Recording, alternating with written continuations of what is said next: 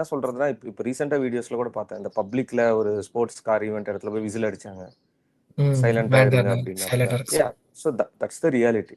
நம்ம எந்த இடத்துல ம். விசில் அடிக்கணும், எந்த இடத்துல சைலன்ட்டா இருக்கணும் நமக்கும் கொஞ்சம் தெரிஞ்சுக்கணும். பட் ஆமா. ஃபேன்ஸா பார்க்கும்போது இப்போ இன்னைக்கு நான் இப்போ விஜய் சார் பார்க்குறேன் இங்க வராரு அப்டின்னா, ஆப்வியஸ்லி கத்துவேன், விசில் அடிப்பேன். ஸோ ம். So that's what it is right. அந்த ஒரு அட்ரினல் ஒரு ஹீரோ பார்க்கும்போது.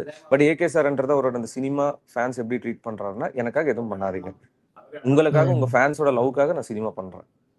ஓகே. அது மட்டும் போதும் எனக்கு. இந்த அது எஃப்டிஎஃப்எஸ், பாலாபிஷேகம், கிரவுடு. ம். அது எவ்வளோ பெரிய விஷயம் நினைக்கிறீங்க? ஏன்னா, இன்னைக்கு வந்து ரசிக மனப்பான்மையில நம்ம ஊறி போயிருக்கோம். நம்மனா ஒரு சமூகமா. அத வந்து ஆ அஜித் மாரி ஒரு பெரிய நடிகர் வந்து வழி நடத்துறாருங்கிறது இருக்குல்ல. அது ஒரு பெரிய இம்பாக்ட்ட கிரியேட் பண்ணும். ஸோ என்ன மாரியான கண்டிப்பா. சேஞ்ச் எக்ஸ்பெக்ட் பண்றீங்க? அஜித் இப்படி பேசுறது மூலியமா? ஸோ நெறைய ஃபேக்டர் எடுத்துக்கலாம் ப்ரோ. அவர் சினிமா அப்படின்ற விஷயத்த தாண்டி இப்போ இந்த ஸ்போர்ட்ஸ் போயிருக்காரு. கார் ரேசிங்லாம். இப்ப அது ஒரு ம். இன்னொரு ஜெனரேஷன் இன்ஸ்பயர் பண்ணும். அட் த சேம் டைம் ம்.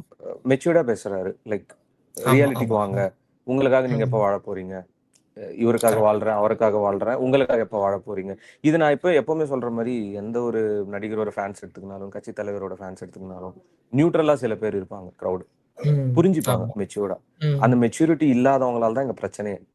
எல்லாருமே ஓகே. மெச்சூர்டா நம்ம யோசிச்சு பார்த்தோம்னா, இதுல எது நம்ம புரிஞ்சுட்டு வெளிய சொல்லலாம், இது ஓகே. இது கொஞ்சம் கன்ஃப்யூஷனா இருக்குன்னு. இப்போ இந்த ஏகே சார் பேசின விஷயமே சில பேர் எப்படி போர்ட்ரே பண்றாங்கன்னா, "டேய் அவரு சப்போர்ட்லாம் பண்ணலடா.